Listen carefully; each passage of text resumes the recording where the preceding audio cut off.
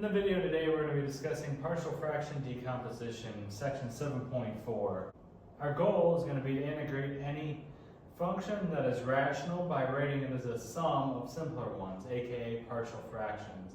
So if we consider f of x right here equals 2 over x minus 1 minus 1 over x plus 2, to get a single rational function, like one big combined one, we get a common denominator. So if we take 2 over x minus 1 minus 1 over x plus 2, we can multiply x minus 1 times x plus 2 together. That gives us a common denominator. And multiply each side by the respective values like that. And that gives us this, and then we can expand that 2 into the parentheses there. Gives us 2x plus 4 minus x plus 1. And then that gives us x plus 5 over x squared plus x minus 2. So the goal with partial fraction decomposition is that we can take something like this value right here that we're trying, and we want to try and integrate that. The goal of the partial fractions is we can break it down into this and this. Those are our partial fractions. Or, for example, what we were given here in the question. So this isn't like an actual example. This is just to explore like what this idea is. We can break this thing down into partial fractions, and then we can integrate it because in this form we cannot integrate. So once we're here, we know this is a very easy integration problem. It integrates to 2 ln, absolute value of x minus 1, minus ln of absolute value of x plus 2 and plus c. So you can integrate this and this separately, and you'll get that result. So the general method here is going to be to consider a rational function f of x equals p of x over q of x, where p of x over q of x are polynomials. And this rational function is proper if the degree, so p of x, is less than the degree of q of x. So p of x, q of x, what do I mean by degree? I mean the highest exponent value that we see. So if you see like an x squared, for example, p of x, the degree, so say p of x is x cubed, that must be less than q of x. So q of x must be x to the fourth in order for partial fraction decomposition to work out. You'll see here in a minute why we have to ensure that when we look at a few examples. If the degrees are not in alignment with this idea, and say the degree of p of x is greater than the degree of q of x, so we have like x to the fifth on the numerator and x squared on the denominator, we have to do long division and in order to be able to do the problem. So if it's proper, this is just a recap of what I was just saying, you're going to write it as a sum of simpler rational functions, similar to like what we see up here. You'll break this down and go to something like this, those simple rational functions. If it's improper, meaning the discrepancy with the exponent values as I discussed in the method section, we're going to use polynomial division to rewrite p of x over q of x as r of x, that's going to be our remainder, plus a of x over b of x. And then all of these values here, functions of x, are just polynomials. And then a of x over b of x is proper when we write in that form. Now this might be a little confusing for the time being. Just make sure this note is copied down. It'll make a little more sense when we look at examples here. Now if we jump over to our first example, we have the direction just to integrate integral of x cubed plus x over x minus 1 dx. Now you notice our degree here in the numerator, x cubed, is higher than our degree in the denominator. The highest degree in the denominator is just x, so x to the 1. So we can't do anything. This, we have to do polynomial long division first. So you're going to take x cubed plus x, it's going to be under right there, so we have our division, and then x minus 1. So you want to make sure also, if you see powers that aren't represented, so like x squared is not represented in that polynomial, we want to just write 0x squared as like a placeholder because that's going to make our job here a little bit easier. Now we just do long division. If you don't remember how to do that, check out another video to figure that out. But we take x times what is x cubed? Well, we know that's x squared. Subtraction right here of this whole thing, so minus x cubed, and then x squared times -1, that's going to be negative x squared, so we have a minus negative x squared, so that's going to be positive x squared, and then we drop our x down. Now we do the same thing again, so x times what is x squared? We know that's x, so subtract, and we have x squared right there, pull our x down, and then we have x times -1 is negative x, do our subtraction there, and then we're left with 2x plus 0, so we're just dropping our 0 down right there. Subtract, the x values cancel, we're just left with positive 2, because negative minus -2 is positive 2. That's our remainder, so we have r of x, and then our polynomial up top there is just s of x, and that's what we're going to use for the integration part. So we're rewriting this whole integral here as integral of what's on top here that we found from our division plus 2, our remainder, over what we're dividing by, x minus 1. So 2 over x minus 1 can stay right there. And then we have that. So we're just breaking this down into like a longer problem. And now each of these are very straightforward to integrate easily from Calc 1. So we have that, and then this is just going to, 2 over x minus 1 just requires a u substitution. We'll let u equal x minus 1, du just going to equal dx. From here, see we got our two integrals, we just integrate, so x squared is just going to be 1/3 x cubed. X is going to be 1/2 x squared, and then 2 will just be 2x. And then we can factor out our 2 outside the integral right there. We get 1 over u because of our u substitution, du. Well, 1 over u, just ln absolute value of u when you integrate that. Pretty straightforward. So you have 1/3 x cubed plus 1/2 x squared plus 2x plus 2 times ln of u and then plus c. Then we just drop our u value. So u is x minus 1. We drop that in for u right there, and then boom, we have our final answer. Again, this did not require the partial fraction decomposition, but it required the long division, which is kind of the groundwork for partial fraction decomposition if we have to use it. This is like a partial fraction here, but we did not have to use the method to find that. For that, we're going to discuss that here in this next problem. So for example 2, we have integral of x squared plus 2x minus 1 over 2x cubed plus 3x squared minus 2x all times dx. First thing we just want to check is this a proper setup that we have here. We notice that it is because our highest degree is 3, and that's in the denominator, which is what we wanted based on our theorem there at the beginning. So highest degrees in the denominator, we're good. We don't have to do any long division here. So we can rewrite that, and what we'll do is we're going to factor out the denominator. We can pull out an x so that we have everything in our numerator, that x squared plus 2x minus 1, all divided by x times 2x squared plus 3x minus 2. Dx, and then that polynomial can just be factored real easily. Hope you know how to do that at this point. So then we just have integral of x squared plus 2x minus 1 over x times 2x minus 1 times x plus 2 all times dx. Now, what that allows us to do is jump in our partial fraction decomposition. If we did not have the highest degree on the denominator, we would not be able to split up like this, and the whole process wouldn't work. That's why we have to ensure that we have our highest degree on the denominator like that. Now we're going to break our partial fractions into 3 different parts.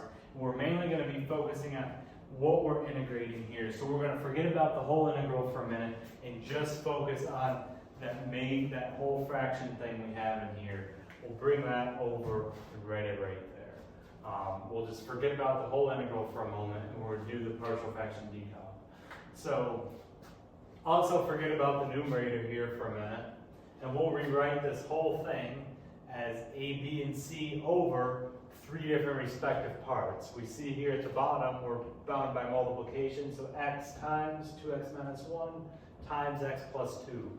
We're going to write a over x plus b over 2x minus 1 plus c over x plus 2. So we're writing one of those variables over each of those parts that's broken up by the multiplication.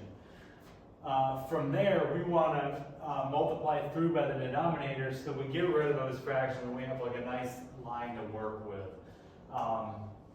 So we can bring our x squared plus 2x minus 1 down to the side right here, because everything on the numerator is equal to what we're about to talk about.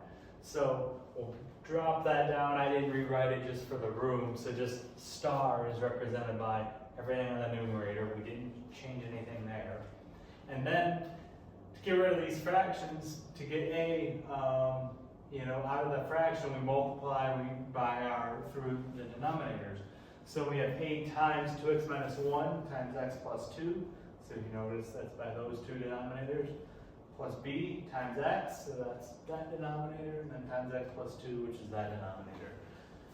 And finally, c times x times 2x minus 1, again, same process. Now we're just going to expand these terms, so this is basic algebra that we're doing here. We're expanding a, b, and c, so I wrote them out side by side right there. So we're out of this line, this is like a little bit of a sub-problem. Just expanding these terms. So we notice a can be expanded as 2x squared plus 3x minus 2. We're just foiling that out. This b can be expanded as x squared plus 2x. And c can be expanded as 2x squared minus x. Again, that's just basic algebra. We're just splitting those up and doing that simple computation right there. Now after that, we'll bring our whole numerator down, so that x squared plus 2x minus 1.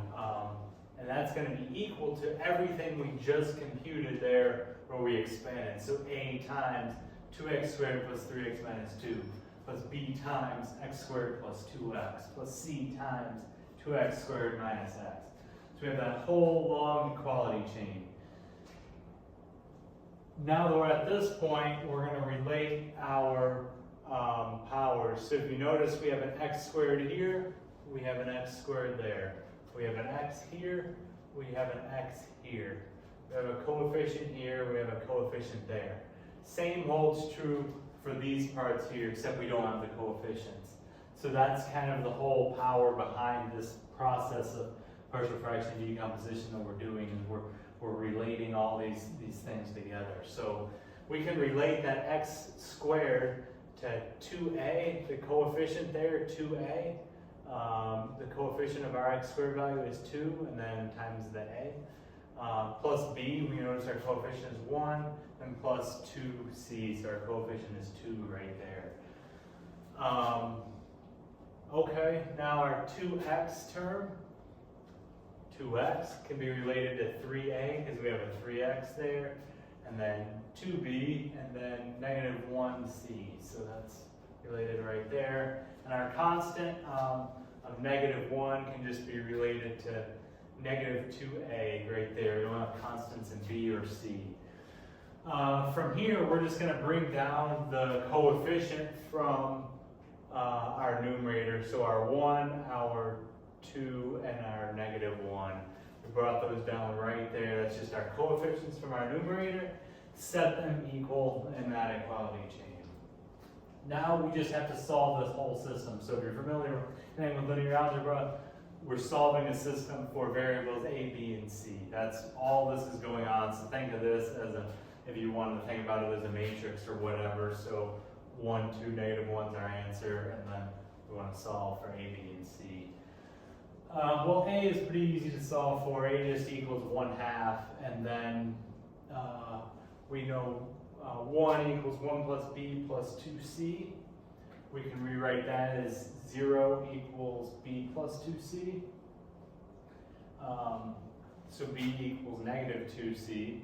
We'll plug that in below. So 2 equals, we plug in our A value, 3/2. So again, all this is just coming from right up here. So 2 equals 3/2 plus 2B minus C. Well, we can subtract our 3/2 over, we get 1/2 equals 2B minus C. So that equals 1/2, or that becomes 1/2 equals 2 times, we have our B value here equals negative 2C. So B times negative 2C minus C. Do a little bit of algebra, we get 1/2 equals negative 5C, or C equals negative 1/10. So this is really just algebra. This should not be super difficult what's going on here. We're just solving the system for A, B, and C. So now that we have our C value, we can plug into that other equation. So 2 equals, B, this equation here, B equals negative 2C.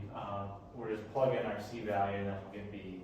So B equals negative 2 times negative 1/10 equals 2/5, or 1/5, we simplify it. So B is negative 1/5. We have our A, B, and C values at that point. So you need to just take a minute to go over this. This is all just algebra that's going on right here. We have our system. Again, watch how I match the variables up top there and their coefficients. It's coming from our numerator, and then our coefficients corresponding with our variable A, B, and C through here. And then we just solve that system. So that none of that should be too difficult. There's really no calculus going on there. From that point, all we have to do is integrate. So remember our original problem, integral of x squared plus 2x minus 1 over x times 2x minus 1 times x plus 2 dx. Well, we can rewrite that now in terms of our partial fractions. So if you notice up at the top here, we had our partial fraction as a over x plus b over 2x minus 1 plus c over x plus 2. So if we go back down here to the bottom, we keep our denominators and then just add in those fractions that we just computed. So our a, our b, and our c values. So those fractions are getting plugged in directly to that formula we have at the top. So this thing up at the top, right here, we're plugging in A, B, and C into this and then integrating it. So everything circled right here, plug in A, B, and C and integrate it. That's what's going on here at the bottom. So we rewrote that as a fraction and plugged in those values. We did the rewriting process at the top, so if you need to figure out how to get back to that, look at what was done earlier. Now this is very easy to integrate. You could break those up into individual integrals if you wanted to, like integral, the 3 separate ones. It's not necessary because this is very basic integration. So it's just 1/2 ln of absolute value of x. These are all ln integration things. So plus 1/10 ln of absolute value 2x minus 1 minus 1/10 ln absolute value x plus 2 plus c. And that's our final answer. So the actual integration part is not that difficult here. The main thing is being able to break down our huge fraction into the partial fractions and then do this whole section right here. Everything here is just algebra. That's all that's going on here, just algebraic manipulation and then solving for those variables. Plugging it back into the fractions and then integrating. For this final example, we have integral of x squared plus 1 divided by x squared minus 11x plus 30 times x minus 5 dx. First thing we want to do is expand this denominator here, and by factoring it out, I should say. So x squared minus 11x plus 30, we can factor that whole thing. So we have x squared plus 1 divided by x minus 5 times x minus 6, and then times x minus 5, which we already had, and then dx. And we notice that is proper because our power on the denominator is going to be much higher than our power on the numerator, so no long division needed for this one. We can rewrite this even further as integral of x squared plus 1 over x minus 5 quantity squared times x minus 6. Now we'll do our partial fraction decomposition. So again, we're just focusing on what we're going to be integrating, so just this term right here. Forget about the integral for a couple minutes. So partial fraction. So we have x squared plus 1 divided by x minus 5 quantity squared times x minus 6. To write this in terms of partial fractions, we're going to say a over x minus 5 plus b over x minus 5 quantity squared plus c over x minus 6. So notice how we wrote that as x minus 5 and then x minus 5 quantity squared. So it's including all the possible powers of the components that we're dealing with. Now we're multiplying through by our denominators again, just like this process is just like the last problem. I'm just going a little bit slower through it. So we'll bring our numerator down here. I know we did not in the last problem, I just represented it by the star, but same thing. So x squared plus 1 is going to equal everything we're about to write. So we're trying to get these out of fraction form. So we have a times x minus 5 times x minus 6. You notice one of those x minus 5 cancels from the quantity squared, so that's why we're just left with x minus 5. Plus b times x minus 6 plus c times x minus 5 quantity squared. From here, we're just going to expand, so we'll rewrite numerator x plus 1 equals a times x squared minus 11x plus 30 plus b times x minus 6 plus c times x squared minus 10x plus 25. So we just unpacked x minus 5 quantity squared there. Now we got to match our coefficients. So we notice x squared plus 1. Which variables are multiplied by x squared? Well, that's going to be a and c. So we'll do a plus c times x squared, and then plus negative 11a plus b. Those are with the x, just the x, not the squared, and then minus 10c times x. So those are all the ones related with x. And then for our constant, we just have plus 30 times a. So 30 times a minus 6b plus 20c. So again, we did a little bit differently in the problem before. You know, whichever of these methods seems easier for you to memorize, but remember a relating to the x squared coefficient. We don't have an x squared coefficient here. Our c is relating to that x squared coefficient. So we have a plus c. Now here we have negative 11a, just 1b for this is for our x component, and then negative 10c for our x component there. So abc times x, and then our coefficients. Now for our constant, well, we have a constant of 30 here, so 30a, constant of negative 6 here is negative 6b, constant of 20 here, so that's 20c. Now we have those all expanded. Now we have to match each of these terms with their respective coefficients from the numerator. So we're looking specifically right here in the coefficient in this. So a plus c is going to be equal to the coefficient of the x squared term in this numerator from our original problem. So a plus c equals 1. The coefficient of the x squared term here, which that's corresponding to, is 1. Likewise, we don't have an x in this numerator at all. Therefore, the coefficient of x does not exist here, is just 0.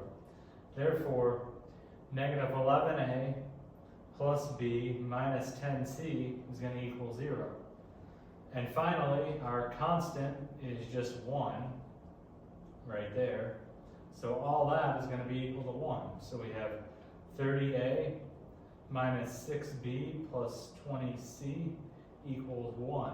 Now we're just solving this system. So we'll just manipulate this one first. We get c equals 1 minus a, and then we'll go ahead and plug that in to the second equation. So we get, I'll just label that as plug in, a negative 11a plus b minus 10 times 1 minus a equals 0.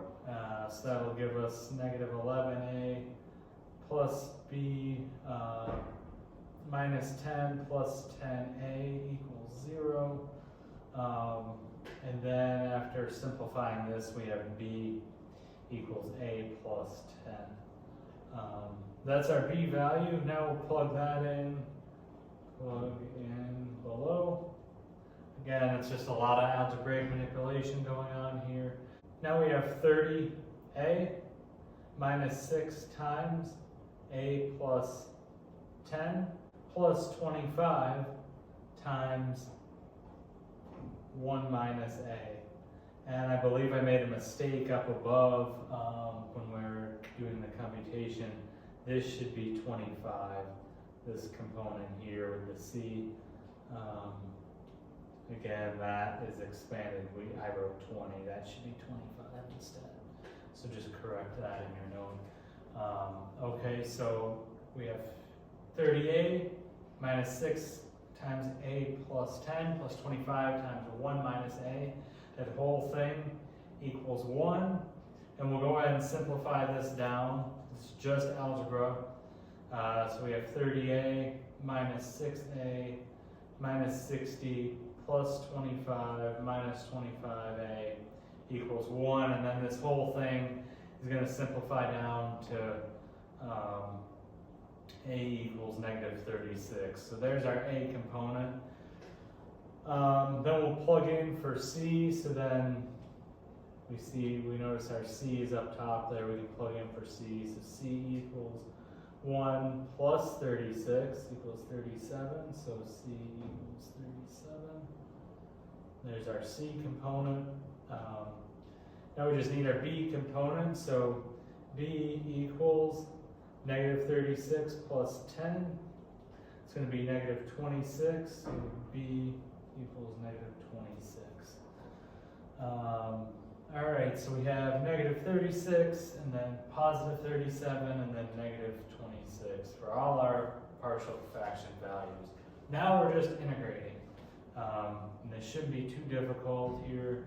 So we have to integrate, and we have integral of x squared plus 1 over x minus 5 quantity squared times x minus 6 dx equals, we're rewriting in terms of our partial fractions, so plug into the equation we have right here, and that's what we're integrating. So we have negative 36 for our a divided by x minus 5 plus negative 26 over x minus 5 quantity squared plus 37 over x minus 6 dx. Now each of these is going to be very simple to do the integration, so I'm not going to go through all those steps because that should be pretty basic at this point. I'll just write the final answers. That first one is going to evaluate to negative 36 absolute value, or ln absolute value of x minus 5, minus 20, plus 26 rather, over x minus 5, and then plus 37 ln absolute value of x minus 6 plus c. And then that will be our final answer for this problem. You could rewrite it as negative 36 ln x minus 5 plus 36 ln, plus 37 rather, it's not 36, 37, plus 37 ln absolute value x minus 6 plus 26 over x minus 5 plus c, just because it's always nice to have our constant there in the farthest right component. But there's our final answer. Again, similar process as before. There's really no nuances here. Didn't have to do the long division. I know sometimes you will, but I did the algebraic portion a little bit different here than I did in the previous problem that we went through a little bit faster. So whichever of those methods works better for you. The integration part, this is not difficult to integrate. The main challenge here is just doing the algebra. The integration was much more challenging for like trig substitution, integration by parts, things like that. But here, this is really, they all boil down, all those are your substitutions there at the bottom. So they're very basic integration techniques. And with that, our video for today is